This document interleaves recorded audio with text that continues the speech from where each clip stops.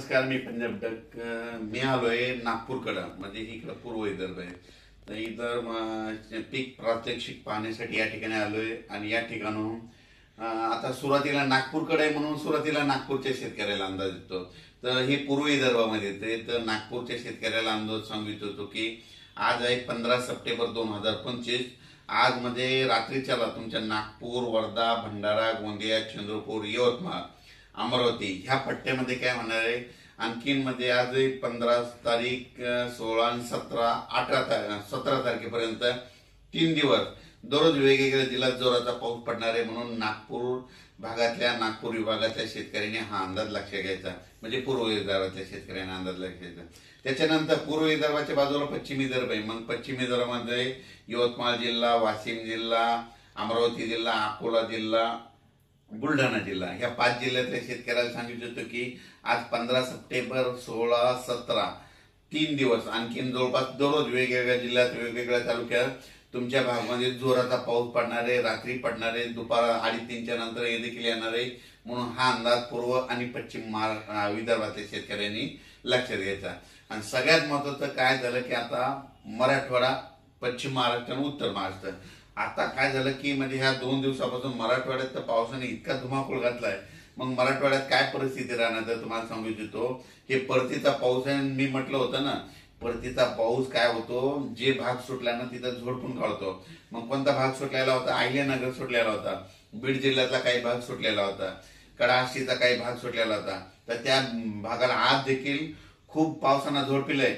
आणि मराठवाड्यातल्या शेतकऱ्याला खास करून आज सांगतो की आज आहे 15 सप्टेंबर, 16, 17 आणि 18 आणखी 4 दिवस मराठवाड्यातल्या सगळ्या जिल्ह्यामध्ये दररोज वेगवेगळ्या तालुक्यात, वेगवेगळ्या भागात, वेगवेगळ्या गावात असा जोराचा पाऊस 4 दिवसात पडणार आहे.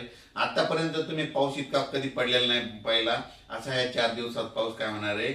म्हणजे सांगायचं झालं तर नांदेड जिल्हा, हिंगोली जिल्हा, परभणी जिल्हा, बीड जिल्हा, लातूर जिल्हा, जालना जिल्हा, संभाजीनगर आणि धाराशिव जिल्हा ह्या जिल्ह्यामध्ये काय होणार आहे मराठवाड्याच्या. म्हणजे आज 15, 16, 17, 18 4 दिवस खूप जोराचा पाऊस पडणार आहे. त्याच्यानंतर 18च्या नंतर 19च्या नंतर काय होईल, थोडं म्हणजे उघाड भेटणार आहे 19 पासून. पण उघाड जरी झाली तरी काय होणार आहे मराठवाड्यात मात्र स्थानिक वातावरणातून जवळपास 21 तारखेपर्यंत, 21-22 सप्टेंबर पर्यंत थोडा भाग बदलत पाऊस पडणार आहे. म्हणून हे अंदाज लक्षात येतात. पण 17-18 तारखेच्या नंतर पावसाचा जोर मराठवाड्यातल्या ओसरणार आहे. पण स्थानिक वातावरण तयार होऊन काय होतं की म्हणजे 19, 20, 21 पर्यंत मराठवाड्यात पाऊस राहू शकतो. म्हणून मराठवाड्यातल्या शेतकऱ्यांचं ज्यांचं सोयाबीन काढायला असेल, उडीद काढणं चालू आहे, तुम्ही काय करायचं, दुपारी 2 पर्यंत काढायचं, वरी ढिगल मारायचा, 1 घंटा वाळलं की झाकून ठेवायचं. अशी परिस्थिती केली तर तुमचं सोयाबीन उडीद हाताला लागेल. त्याच्यानंतर आपण काय करू, पश्चिम महाराष्ट्राकडे वळू. पश्चिम महाराष्ट्राकडे सोलापूर जिल्हा, सांगली जिल्हा, सातारा जिल्हा, कुडाळ ते म्हणजे सातारा जिल्हा, अहिल्यानगर, नाशिक जिल्हा ह्या पट्ट्यातल्या शेतकऱ्याला सांगू इच्छितो की पश्चिम महाराष्ट्राकडे आज म्हणजे 15, 16, 17, 18 4 दिवस दररोज वेगवेगळ्या भागात, वेगवेगळ्या गावात, वेगवेगळ्या तालुक्यात जोराचा पाऊस पडणार आहे, विजेच्या कडकडासह पडणार आहे. म्हणून हा अंदाज लक्षात येतात. म्हणजे विजा अशा असतील की ह्या विजा कडकड वाजणार नाहीत, असं वेगळं असं बँडचा जसा आवाज येतो ना तशा विजाचा आवाज येईल. म्हणून तुम्ही काय करायचं, ह्या 4 दिवस जरा सतर्क करायचं. म्हणजे पश्चिम महाराष्ट्रात देखील जोराचा पाऊस पडणार आहे. जोराचा पाऊस पडल्यामुळे काय होणार आहे, नद्याला पाणी येणार, नद्याला पूर येणार. त्याच्यामुळे मांजरा धरणाचं पाणी सोडावं लागेल, माजलगावच्या तळ्याचं देखील पाणी सोडावं लागेल. त्याच्यानंतर पुण्याकडे पाऊस पडणार आहे म्हणून खडकवासलाचं पाणी सुटेल. त्याच्यानंतर ते पाणी तिकडे खाली सांगलीकडे जाईल. नद्याच्या पाण्याच्या पातळीत वाढ होणार आहे. म्हणून सातारा, सांगली, कोल्हापूर, सोलापूरच्या शेतकऱ्यांनी हा अंदाज लक्षात घ्यायचा. आणि पुणेकरांना देखील आजच बघा तुम्ही 15 तारखेपासून तुमच्या तिकडे जोराचा पाऊस सुरू होणार आहे. म्हणून हे पुणेकरांना देखील अंदाज लक्षात घ्यायचा. म्हणजे पुणेकरच नाही तर सांगायचं झालं तर पश्चिम महाराष्ट्रातील सगळ्या शेतकऱ्यांनी 15, 16, 17, 18 4 दिवस जोराचा पाऊस वेगवेगळ्या भागात पडणार आहे. म्हणून हे अंदाज लक्षात घ्यायचा. आता त्याच्यानंतर आपण उत्तर महाराष्ट्राकडे. उत्तर महाराष्ट्रातल्या शेतकऱ्याला सांगू इच्छितो की नाशिक जिल्हा, इगतपुरी, त्याच्यानंतर नंदुरबार, धुळे, जळगाव तुमच्याकडे म्हणजे उद्यापासून 16, 17, 18 म्हणजे 16, 17, 18 आज देखील 15ला देखील आज पाऊस आहे. पण 16, 17, 18ला नंदुरबारकडे तिकडे पाऊस जाणार आहे. म्हणून उत्तर महाराष्ट्रातल्या शेतकऱ्यांनी, 4 जिल्ह्यातल्या शेतकऱ्यांनी हा अंदाज लक्षात यायचा. आणि हा परतीचा पाऊस आहे आणि परतीचा पाऊस काय करतो, सगळ्याला झोडपून काढतो, म्हणून हे लक्षात यायचा. याच्यानंतर आता हे झालं परतीचा. मग याच्यानंतर परत शेतकऱ्याला माझी विनंती आहे की तुम्ही काय करा, 18च्या नंतर काही काही भागात थोडं उघड भेटणार आहे, पण त्याच्यानंतर काय होणार आहे, 24 तारखेच्या नंतर म्हणजे 25, 26, 27 तारखेच्या दरम्यान परत राज्यात पावसाचं वातावरण तयार होणार आहे, म्हणून हे देखील अंदाज लक्षात घ्यायचा. पण सर या 18च्या नंतर या 2-3 दिवसाचा जो 5 दिवसाचा कालावधी, त्या दिवसात सूर्यदर्शन राहणार का? हा, 18 ते 23च्या दरम्यान सगळ्यात जास्त चांगलं सूर्यदर्शन काय होईल, विदर्भात भेटणार आहे. म्हणजे विदर्भात, पूर्व विदर्भ, पश्चिम 6 ते 11 जिल्ह्यामध्ये जरा चांगलं सूर्यदर्शन होईल. पण त्याच्यानंतर मराठवाड्यात देखील काय होईल, सूर्यदर्शन होईल, पण काय होईल, स्थानिक वातावरण तयार होऊन त्या भागात देखील 21 तारखे सप्टेंबर पर्यंत पाऊस पडेल, म्हणून हे लक्षात येतं. पश्चिम महाराष्ट्रात देखील तशीच परिस्थिती राहील आणि उत्तर महाराष्ट्रात देखील राहील. आणि राहिला प्रश्न आता म्हणजे तेलंगणा, आंध्र प्रदेश आणि कर्नाटक, ते शेतकऱ्याचे मला फोन आले की आमच्या परिसराची काय परिस्थिती.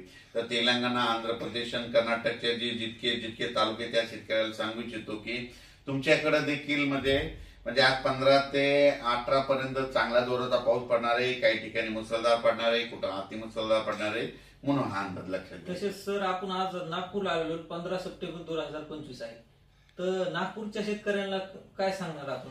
तर आज या ठिकाणी नागपूरकडे आल्याच्या नंतर नागपूर भागातल्या नागपूर, वर्धा, भंडारा, गोंदिया, चंद्रपूर, यवतमाळ या शेतकऱ्याला सांगू इच्छितो की आणखी म्हणजे आज देखील नागपूरकडे रात्रीच्याला काही ठिकाणी दुपारनंतर, काही ठिकाणी रात्रीच्याला जोराचा पाऊस आणखी 3 दिवस या पूर्व विदर्भात पडणार आहे, म्हणून ह्या पूर्व विदर्भातल्या शेतकऱ्यांनी हा अंदाज लक्षात घ्यायचा. नागपूरकडे सूर्यदर्शन कधी राहणार? नागपूरकडं म्हणजे आता आपण सांगितलं होतं ना की 18 तारखेपासून नागपूरकडे चांगलं सूर्यदर्शन होईल. 18 पासून जवळपास नागपूरला सूर्यदर्शन होणार. तर सर तुम्ही सांगितल्याप्रमाणे सर्व नद्याला पूर आलेले आहेत, सर्व डॅमचे दरवाजे उघडले गेलेले आहेत, धरणाचे दरवाजे उघडलेले आहेत, नदीकाठच्या गावांना तुम्ही काय सांगू इच्छिता? तर आपण एकदा त्या बंधाऱ्यावर एक अंदाज दिला होता, त्या ढालेगावच्या बंधाऱ्यावर. तिथून आपण सक्सेस काय म्हणलो होतो की बंधाऱ्यावरून सांगितलं होतं की ह्या 13 तारखेला अहिल्यानगरकडं म्हणजे बीड जिल्ह्यात अहिल्यानगर कडं खूप पाऊस पडत आणि 1.25 लाखानं पाणी सुटेल, असं तिथं आपण तसं पाणी सुटलंय. आणि त्याच्यानंतर आपण एका ठिकाणी विहिरीच्या पाणी पूजनाचा कार्यक्रम केला होता.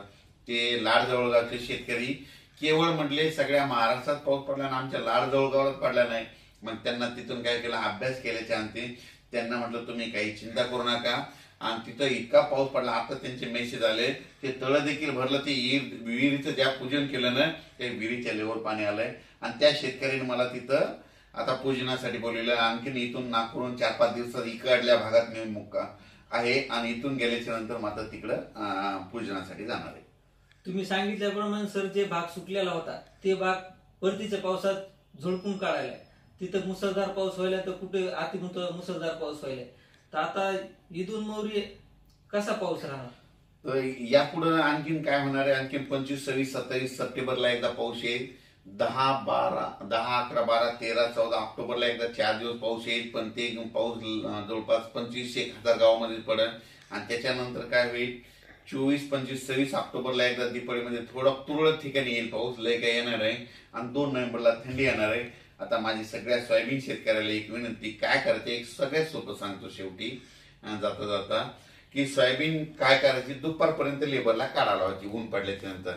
दुपारीपर्यंत काढल्याच्या नंतर काय होतं, वाळलेल्या सोयाबीनला 1 घंटा चांगलं ऊन भेटलं की दुपारी म्हणजे 1 ते 2 वाजेपर्यंत त्या 2 तासामध्ये उचलून लगेच ढिगल मारून घ्यायचा. असं केलं तर तुमचं सोयाबीन खराब होणार नाही, तुमच्या हातामध्ये येईल. शेतकरी मित्रांनो, तर सरांना सांगितलंय आपल्याला 18च्या नंतर जवळपास 4-5 दिवस आपल्याला सूर्यदर्शन पाहायला भेटेल. पण त्याच्यामध्ये बी स्थानिक वातावरण होऊन पाऊस येणार, पण पाऊस 23च्या नंतर पुन्हा लागू होणार असं डग साहेबांचं म्हणणं आहे. हो, 24 पासून परत राज्यात पुन्हा आपण परत भेटू पुढच्या अंदाजात डग साहेबांसोबत. धन्यवाद.